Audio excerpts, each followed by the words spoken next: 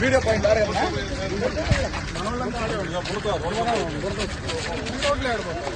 అక్కడ పోయి రైట్ గేట్కి వెళ్తాం.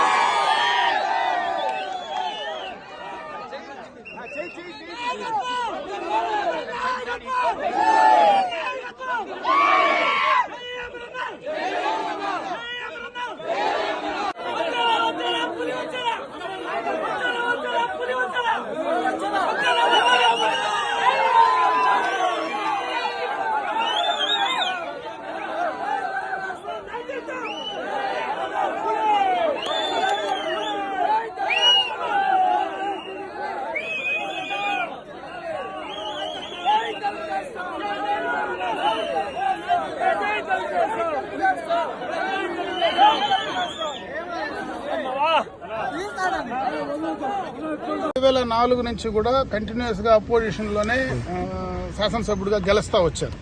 ఆ రోజు నేను అపోజిషన్ గా గెలిచిన ప్రజాప్రతినిధులకు గౌరవం ఉండేది. ఈ 2019 ఎన్నికల తర్వాత ఏ ప్రజాప్రతినిధికి గౌరవం లేదు.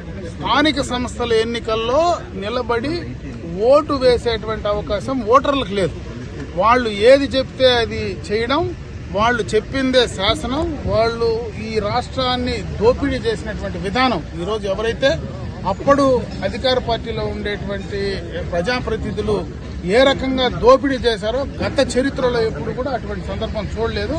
దానికి ఈరోజు పర్యవసానమే ఈ ఎన్నికల్లో ఫలితం అని చెప్పి ఈ సందర్భంగా తెలియజేస్తుంది. సార్, జిల్లాలో మీరు చూశారు, ఇచ్చిన పథకాలు కానీ అటకకి ఇచ్చేసి వాళ్ళు కొత్త తెచ్చారు, చాలా స్కాములు జరిగాయి, కబ్జాలు జరిగాయి. దాని మీద మీ వాళ్ళు ఇచ్చిందేది జగన్మోహన్ రెడ్డి సొంత ఆస్తి కాదు, ప్రజల ఆస్తి. ప్రజల నుంచి పన్నుల రూపాయన వసూలు చేసి నేను బటన్ నొక్కుతున్నా, నేను డబ్బులు ఇస్తానని చెప్పేటువంటి మాట ప్రజలు నమ్మలే. ఎందుకంటే మా దగ్గర వసూలు చేసి మళ్ళా మాకే ఇచ్చి మళ్ళా మా దగ్గరనే మీరు డబ్బులు గుంజేది కాకుండా ప్రభుత్వ ఆస్తులను కూడా మీరు లూటీ చేస్తున్నారనేటువంటి ఆలోచనతో మరి రాష్ట్ర ప్రజలు అనుకున్నారు. ముఖ్యంగా యువకులైతే మా భవిష్యత్తు నాశనం అయిపోతుందనేటువంటి భయంతో ఈరోజు వాళ్ళు ఓటేశారు.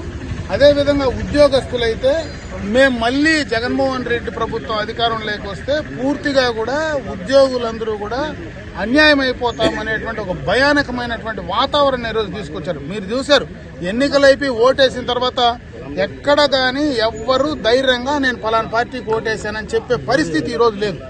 ఎన్నికలు అయిన తర్వాత కూడా, గతంలో ఎప్పుడైనా ఎన్నికలైన తర్వాత ఆ రోజు కాకపోతే మరుసటి రోజు నేను ఈ పార్టీకి వేశానని చెప్పి ఎక్కడో ఓ చోట వ్యవసాయం చేసుకునే చోట, ఎక్కడో ఓ చోట టీంగల దగ్గర మాట్లాడేవాళ్ళు. ఈ రోజు ఎక్కడ గాని మాట్లాడలేకపోయారు. కాబట్టి ఈరోజు ఈ యొక్క మీరు ఏదైతే ఈ సంస్థలు దీనికి సంబంధించినటువంటి ఎగ్జిట్ పోల్స్ ఇచ్చారో వాళ్ళు కూడా దీన్ని అంచనా వేయలేకుండా పోయారు.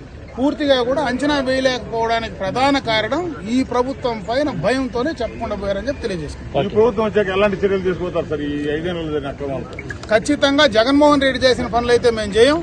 ప్రజలకు న్యాయం చేస్తాం, అభివృద్ధి పరంగా ముందుకు తీసుకెళ్తాం. ఈ రాష్ట్రాన్ని చంద్రబాబు నాయుడు గారు ఒక్కరే ఈ రాష్ట్రాన్ని ముందుకు తీసుకెళ్లేటువంటి నాయకుడు కాబట్టి ఆయన పూర్తిగా కూడా ముందుకు తీసుకువెళ్తాడనేటువంటి నమ్మకం అటు ప్రజలకు ఉండే ఓటేశారు, మా అందరికీ ఉందని చెప్పి తెలియజేస్తారు. ఒక పెద్దిరెడ్డే కాదు, ఈ రాష్ట్రంలో ఎవరైతే ప్రజలకు సంబంధించినటువంటి ఆస్తులను దోచుకున్నారో, ఈ యొక్క ప్రజలకు సంబంధించినటువంటి ఏవైతే వాళ్లకు నష్టం చేశారో అవన్నీ కూడా న్యాయబద్ధంగా సక్రమంగా వాళ్లకు తిరిగి చెందడానికి, తప్పు చేసిన వాళ్లకు శిక్ష పడడానికి ఖచ్చితంగా రాబోయే కొత్త ప్రభుత్వం చర్యలు తీసుకుంటారు.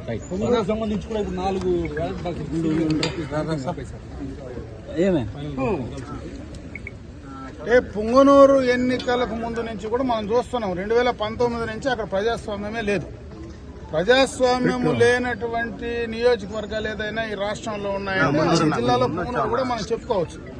ఆ రకమైనటువంటి పరిస్థితి ఈ రోజు అది ఉంది. కాబట్టి గతంలో ఎప్పుడు కూడా ఎన్నికల్లో పోటీ చేసేటువంటి పరిస్థితి కూడా వాళ్లకు ఎన్నికల్లో పోటీ చేసినా ఓట్లు వేసినటువంటి పరిస్థితి కూడా లేదు.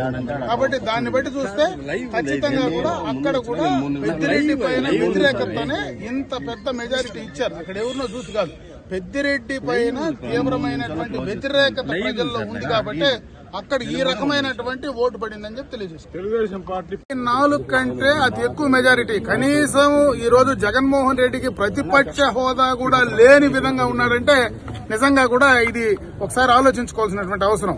151 ఎమ్మెల్యేలు గెలిచినటువంటి జగన్మోహన్ రెడ్డి ఈ ఎన్నికలకు వచ్చేటప్పుడు కనీసం ప్రతిపక్ష హోదా కూడా లేదంటే ఇంకెంత దారుణంగా ఈ రాష్ట్ర ప్రజలు నిర్ణయం తీసుకున్నారో వేరే చెప్పక తప్పదు. ఎన్నికల్లో పొలమనేరు నియోజకవర్గంలో ఉమ్మడి తెలుగుదేశం, జనసేన, భారతీయ జనతా పార్టీ అభ్యర్థిగా పోటీలో నియోజకవర్గ ఓటర్ మహాశైలందరూ కూడా దాదాపు 20,272 ఓట్లతో ఈరోజు నన్ను గెలిపించడం వారందరికీ కూడా మనస్ఫూర్తిగా చేతులెత్తి నమస్కారాలు తెలియజేసుకుంటున్నా. ఈ ఎన్నికలు భారతదేశ చరిత్రలోనే ఒక ఉదాహరణగా తీసుకోవచ్చు. ఎందుకంటే ఇంత పెద్ద మ్యాండేట్ గతంలో ఎప్పుడు ఏ పార్టీకి ఇవ్వనటువంటి సందర్భం. ఇది ఒక కేస్ స్టడీ కింద కూడా తీసుకోవాల్సినటువంటి అవసరం ఉందని చెప్పి ఈ సందర్భంగా తెలియజేసుకుంటున్నాను. ఎందుకంటే గత ఎన్నికల్లో జగన్మోహన్ రెడ్డి గారికి ఎప్పుడూ లేకుండా 151 ఓట్ల మరి శాసనసభ్యుల మెంబర్ల మెజారిటీతో ఆ రోజు గెలిపిస్తే ఈ రోజు మరి 5 సంవత్సరాల తర్వాత అదే జగన్మోహన్ రెడ్డిని ఇంత దారుణంగా ఈ రోజు ఓడించడం, ఇంత దారుణంగా ఆయన్ని తిరస్కరించడం నిజంగా కూడా ఇది మొత్తం కూడా రాజకీయాలకు ఆలోచించే వాళ్ళు కానీ, రాజకీయ నాయకులు కానీ, ప్రభుత్వాలు కానీ ఇది ఒక కేస్ స్టడీ కింద తీసుకోవాల్సినటువంటి అవసరం ఉందని చెప్పి నేను ఈ సందర్భంగా తెలియజేసుకుంటున్నా.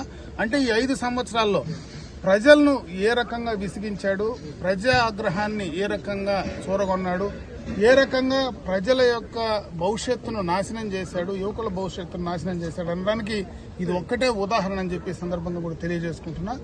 భారతదేశంలో ఉండేటువంటి అన్ని రాజకీయ పార్టీలు కూడా దీన్ని ఏ రకంగా ఈరోజు ఈ యొక్క నిర్ణయం ఓటర్లు ఇచ్చారో దానికి సంబంధించి వాళ్ళు ఆలోచించుకొని భవిష్యత్తులో కూడా ఆ రకంగా చేయడానికి ఇది ఒక మంచి ఉదాహరణ తెలియజేసుకుంటూ మరొకసారి ఈ యొక్క ఎన్నికల్లో ఇంత పెద్ద మెజారిటీతో నన్ను గెలిపించడం, అదేవిధంగా ఆంధ్ర రాష్ట్ర చరిత్రలోనే చంద్రబాబు నాయుడు గారిని మళ్లీ ఈ రాష్ట్రం ముఖ్యమంత్రిగా రావాలా అని కోరుకోవడం, ఈ రాష్ట్రంలో చంద్రబాబు నాయుడు గారు అయితేనే ఈ రాష్ట్ర భవిష్యత్తు బాగుపడుతుందని రాష్ట్ర ప్రజలందరూ కూడా అనుకోవడం, దానికి అటు పవన్ కళ్యాణ్ గారు కానీ, భారతీయ జనతా పార్టీ కానీ ఈరోజు సహకరించి కలిసి ఎప్పుడూ లేని విధంగా ఈ యొక్క పార్టీలన్నీ కూడా ఓట్ ట్రాన్స్ఫర్ కూడా బ్రహ్మాండంగా ఎప్పుడు లేని విధంగా ఏ పార్టీలో ఈరోజు తెలుగుదేశం పార్టీలో నిలబడ్డా, అటు జనసేనలో నిలబడ్డా, భారతీయ జనతా పార్టీలో నిలబడ్డా అన్ని పార్టీల్లో పార్టీలను దృష్టిలో పెట్టుకోకుండా మరి ఈ ప్రభుత్వానికి వ్యతిరేకంగా మేము ఓటు వేయాలనేటువంటి ఆలోచనతో తీసుకున్నటువంటి నిర్ణయంగా కూడా ఈ సందర్భంగా తెలియజేసుకుంటూ